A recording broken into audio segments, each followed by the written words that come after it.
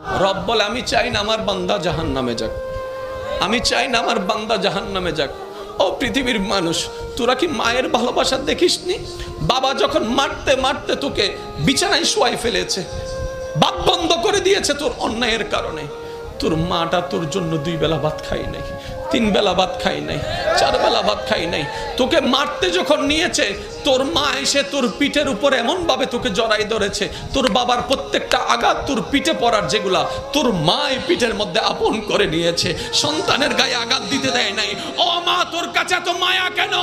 ও মা, তোর কাছের পর কষ্ট করেছি, আমার ভূমির উদ্বেগ হয়েছে। ভূমি হয়নি, ভূমির উদ্বেগ হয়েছে। সেই কষ্টটা আমি সন্তান তোর চেহারার দিকে তাকিয়ে সহ্য করে নিয়েছি। খাবারের স্বাদ চলে গিয়েছে, তারপরও মেনে নিয়েছি। আমি ডান কাত হতে পারি নাই, বাম কাত হতে পারি নাই, তারপরও আমি কষ্ট সহ্য করে নিয়েছি। আমি প্রস্রাব পায়খানা করতে পারি নাই তুই পেটে থাকার পরে, বড় হওয়ার পরে, কারণ তুই আমার সন্তান, তোর জন্য আমি সেটা মেনে নিয়েছি। শেষ পর্যায়ে জানিস রে বাবা, এমন পর্যন্ত হয়েছে তুই বাঁচবি না হয় আমি বাঁচবো। ডাক্তার বলে 2 জন থেকে যে কোনো একজনকে বাঁচা যাবে। আমি মা সেই দিন বলেছিলাম, ডাক্তার রে, আমার বাঁচার দরকার নাই, আমার সোনার মানিককে বাঁচাও, আমার সোনার মানিককে বাঁচাও, আমার কলিজার দনকে বাঁচাও, আমার সন্তানকে বাঁচাও। ডাক্তার বলে, ও মা, তুমি বাঁচলে তো আজও সন্তান আসবে, তুমি বাঁচলে তো অনেক সন্তান আসবে। মা উত্তরে বলেছিল, ডাক্তার মশাই, আমি তো সূর্য দেখেছি, আমি তো চন্দ্র দেখেছি, আমি তো আকাশ দেখেছি, আমি তো বাতাস দেখেছি, আমি তো দুনিয়া দেখেছি। আমার বাবা, আমার মা কিচ্ছু দেখে নাই, আমার সন্তান কিছু দেখে নাই, আমার কলিজা কিছু দেখে নাই। আমি মা নিজে বাঁচার জন্য পাষাণের মতো সন্তানকে মারতে পারবো না, সন্তানকে মারতে পারবো না, সন্তানকে মারতে পারবো না। রব বলে, ওই মায়ের তুলনায় 1000 গুণ আমি রব তোকে ভালোবাসি। আল্লাহু আকবার।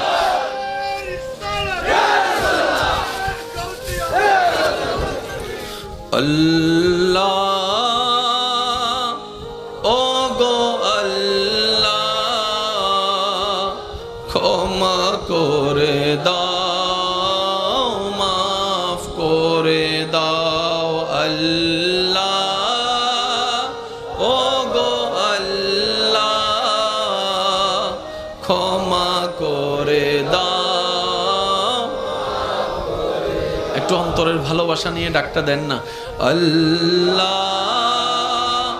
ও গো আল্লাহ, ক্ষমা করে দাও। জীবন মোদের এই যতদিন থাকিবে, সুপথে চালাও, মাফ করে দাও। আল্লাহ,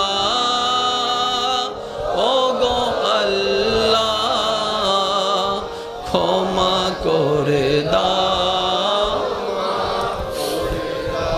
সবাই একবার বলেন আমিন। শেষ করেন ভাই।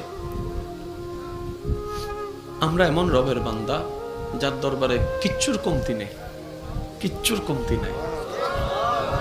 যা চাই আমরা সব আছে। পাই না কেন জানেন? চাইতেও জানি না। অনেকে বলে রবের কাছে চাইছি, রব দেয় না। তাহাজ্জুদ পড়ে চেয়েছি, দেয় না। আমি শ্রদ্ধার সাথে বলি, না পাওয়া নিয়ে আক্ষেপ দেখানোর আগে এটা নিয়ে অন্তত একটু শুকরিয়া আদায় করে টিকতে পারতাম না। একটু এই আমাদের যত গুনাহ আছে, এগুলো যদি দুর্গন্ধ হতো, আজকে কারো পাশে কেউ বুঝতে পারতাম না। যদি এই গুনাহগুলার কারণে চেহারা বিকৃতি হয়ে যেত, অঙ্গ বিকৃতি হয়ে যেত, কেউ কারো সামনে চেহারা দেখাতে পারতো না। রক্ত সেই রহমান, যিনি সত্তার হয়ে সমাজে আমাদের মান সম্মান রক্ষা করার জন্য সমস্ত গুনাহগুলাকে চাদরের ভিতরে আড়াল করে আমাদেরকে সম্মানে রেখে দিয়েছেন। কখন আফসোস দেখাবেন না রবের প্রতি, কখনো না। শুধু বলবেন, মওলা তুমি যতটুকু দিয়েছো আমাকে আলহামদুলিল্লাহ বলার একটু সুযোগ দিও। মওলা, তোমার কাছে আমি না চাইতে অনেক পেয়েছি, আমি চোখটা চাই নাই, তুমি দিয়েছ।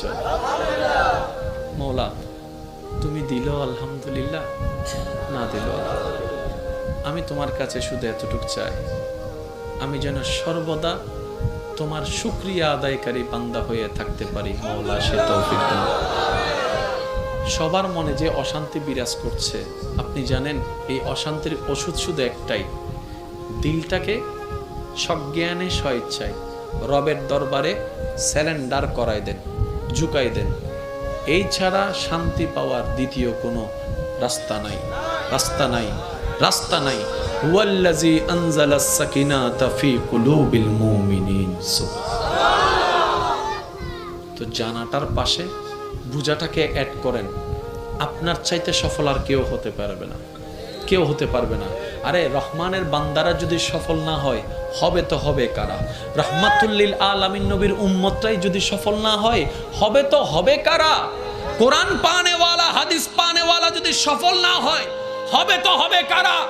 ইন্নাদ্দীন ইনদাল্লাহিল ইসলাম পানেওয়ালা যদি সফল না হয় আমরা, হবে তো হবে কারা? যদি হওয়ারই কারো অধিকার রাখে, একমাত্র আমরাই পারবো হতে। পারছি না কেন? আমরা নেওয়ার মতো নিতে জানি না, গুরুত্ব দেওয়ার মতো গুরুত্ব দিতে জানি না। এবার আসুন, প্রত্যেক নবীর উম্মত রবের বান্দা। আদম নবীর উম্মত রবের বান্দা, মুসা নবীর উম্মত রবের বান্দা। এবার আমি আপনাদেরকে একটা প্রশ্ন করব, আপনাদের যার যেটা জানা আছে আপনারা আমাকে সেটা উত্তর দিবেন। এই পৃথিবীতে কি আমরাই প্রথম, নাকি আমাদের পূর্ব অনেকে আসছিল?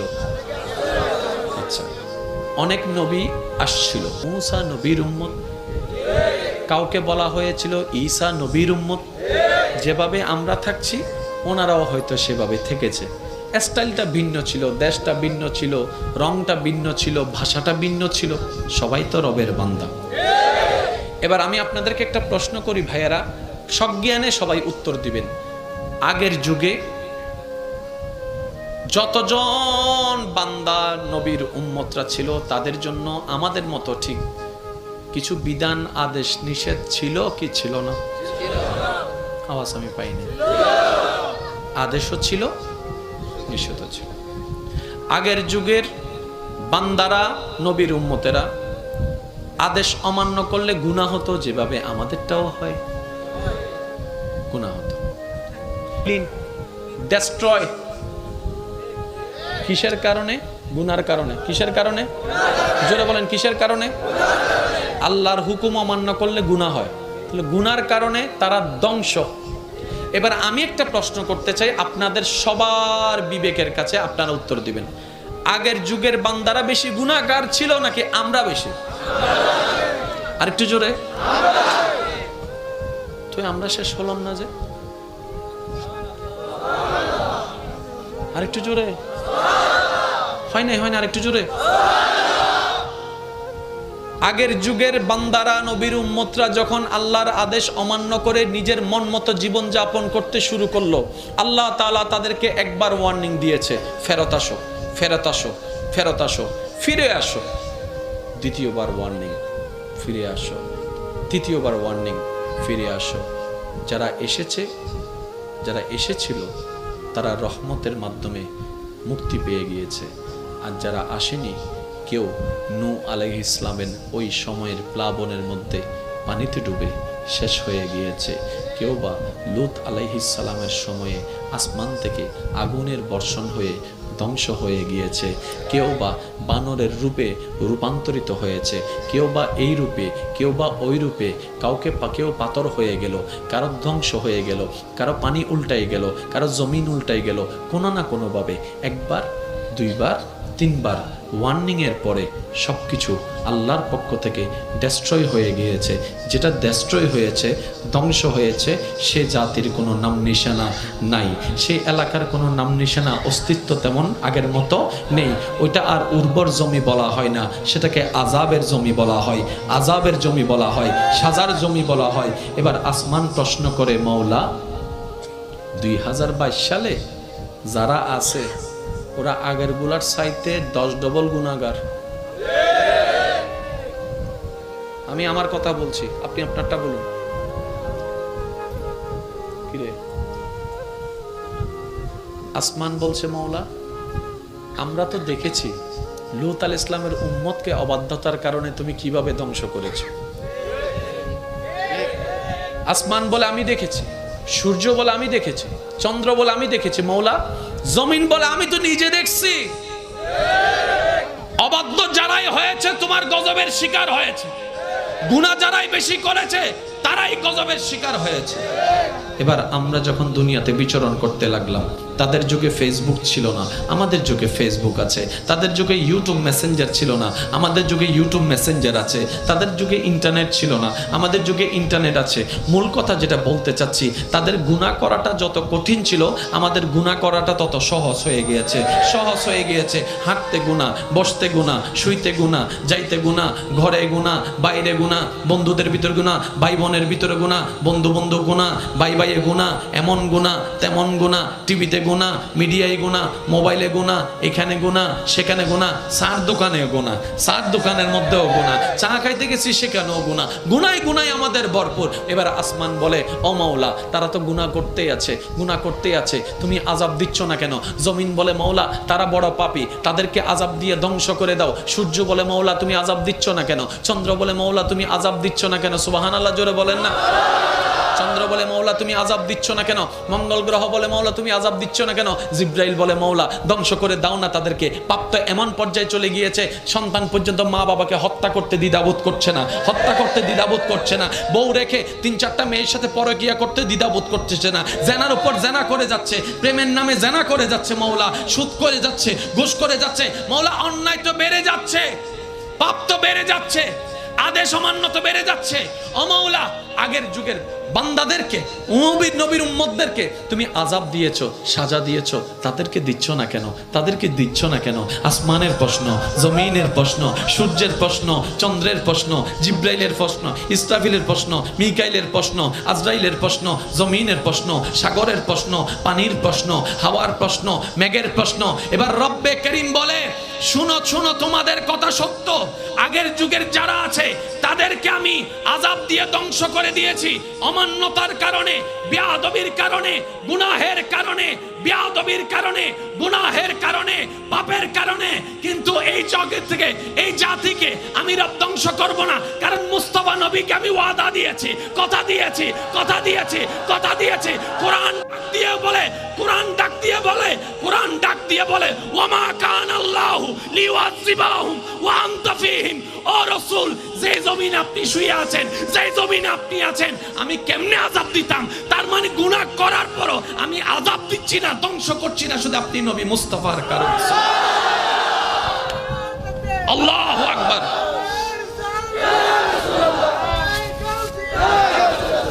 উচ্চ আওয়াজ একবার বলেন না সুবহানাল্লাহ।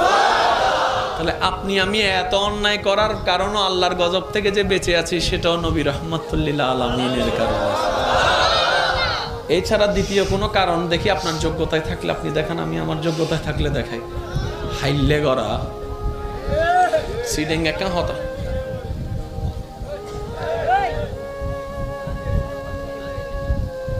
কি হতা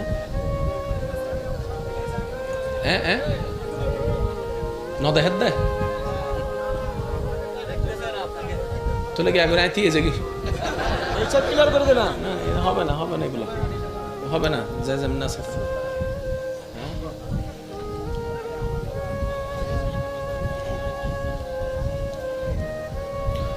সবাই মিলে একবার বলেন মারহাবা। ইঞ্জিল জিবেস্টার দিলাম, আবার এবার ঠান্ডা গিয়ে আবার নতুন করে দম করি। এবার বুঝছো না কিল্লা আওয়াজ করতাম মানা করি। এই যে অনমাতার দেশ হন কেউ ওয়াইজ করলে আরেকটা জিনিস আমি বলি, ওই আইবের সময় হট্টকুল চিল্লা ফাল্লা ই দেন এত একজনে কিন্তু ওয়াইজ করে খবরদার এই হামনদিন করিবেন। আলেম ইবেইবের হতা নহর, আল্লাহ এবং রসুলের হতা হতে। এবার যে আইব আয়ুক ইবের সম্মান, ইবের সুফি সুফি সুফি সোরর মতো আনিবেন। ইবের হারণে কিংবা ইবেরে আমন্ত্রণ জানাইতো যাইয়ার যেন আলেমের ওয়াইজ ডিস্টার্ব নয়, আল্লাহ এবং রসুল নারাজ হয়ে যাব ভাই। হাম যায় না জীবনত নয়, ইনশাল্লাহ ঠিক আছে না? ইনশাল্লাহ ঠিক আছে না? মাহফিলের একখানা আদব আছে না নাই? আগে মাহফিলত বেশিরভাগ শ্রোতা আছিল দি মধ্যবয়স্কী আর বুড়ো, এখন হল দি বেশিরভাগ যুবক। তার মানে এই যুবকের উপস্থিতি প্রমাণ করে দিতে আগামীর ভবিষ্যৎ ইসলামের সুন্দর আছে ইনশাআল্লাহ। আর কেন জোর হ না নাতি যাত তো এবার দাদার লাডি হয় ওয়ার জোর হ না এবার হই আমি প্রায় সময় ওয়াইজু থই দিই আর দাদা নানা যারা আছো চুপ করিতে হ নাতিও কলে একটু কল্পনা করেন, আচ্ছা নবীকে দেখলে কেমন হতো, সেই মুস্কি হাসিটা দেখলে কেমন হতো, যদি একটু দূর থেকে হলো দেখতে পারতাম কখনো নবী রহমতুল্লিল আলামিন। এখানে হয়তো অনেকেই আছেন নবীকে স্বপ্ন মোবারকে দেখেছেন, কিন্তু বেশিরভাগই হয়তো চেহারা দেখেন নাই, আলো দেখেছেন। যারা স্বপ্ন দেখে চেহারা মোবারক দেখা কিন্তু সৌভাগ্য আমাদের হয় না, আমরা আলোটা দেখি। কিরে সবাই আলোর কথা বলে, চেহারা দেখি না কেন? বলে যে এই পাপী দুই নয়ন, ওই চেহারা, মায়ার চেহারা দেখার হয়তো যোগ্যতা নেই আমাদের। ইস কেমন হতো যদি একবার নবী রহমতুল্লিল আলামিনের জবান থেকে আওয়াজটা, কোরআনের তেলাওয়াতটা শুনতে পারতাম, একবার যদি সে মুস্কি হাসির দিদার করতে পারতাম। ইয়া রব, তোমার দরবারে ফরিয়াদ, স্বপ্নে হলো জীবনে একবার এই তৃষ্ণার্ত আশেকের অন্তরকে নবীর জিয়ারত দিয়ে আল্লাহ তুমি ধন্য করে দিয়েছো। রাসূল পাক সাল্লাল্লাহু আলাইহি ওয়াসাল্লাম বলছেন, মান রাআনি ফিল মানাম, যে আমাকে ঘুমের মধ্যে স্বপ্নে দেখলো সে আমাকে সত্যিই দেখতে পেল। সুবহানাল্লাহ। কারণ শয়তান আমি নবী রহমাতুল্লিল আলামিনের সূরত ধরতে পারে না, কপি করতে পারে না, আমার রূপ নিতে পারে না, আমার রব সেটা শয়তানের উপর থেকে হারাম করে দিয়েছেন। একটু কল্পনা নিয়ে, মহব্বত নিয়ে, জন্ম আমার নবীর যুগে হলে দু নয়নে রাসূল পাক দেখিলে কেমন হতো, দু নয়নে রাসূল পাক